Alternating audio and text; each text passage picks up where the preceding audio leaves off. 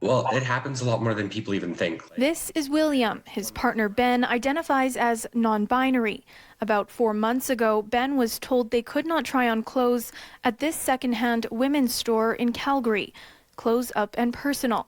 They say it's because they were not biologically female. We had sat there, we had looked around, and then the woman who was working approached us and had asked if we wanted to try anything on. And there was a group of 4 of us, 2 non-binary individuals, an individual who identifies as female, and myself. And as soon as Ben had stated that they wanted to try clothing on, it became an instant, no, men are not allowed to try any clothing on here. We were all in such shock that we just ended up having to leave. This is actually the second story like this City News is sharing within the span of a month. 2 weeks ago, I spoke with a transgender woman who was kicked out of a Calgary store called Envy Fashion. They just kind of told me to leave, and it was just like a weird vibe from the...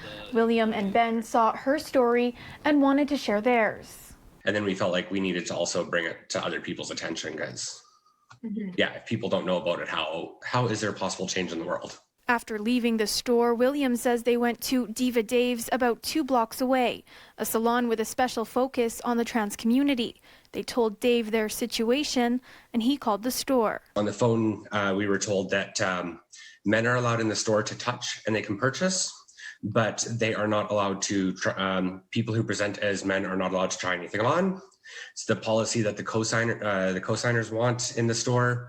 Lawyers back them up on it. No one is entitled or able to discriminate against somebody on the basis of their gender or their gender identity. And that would include being, either transgender or non-binary. Sarah Coder manages a law firm here in Calgary. She says Ben can file a complaint with the Alberta Human Rights Commission. They absolutely do have recourse with the Human Rights Commission and should look at that. City News has reached out to both stores in question, hoping for a comment.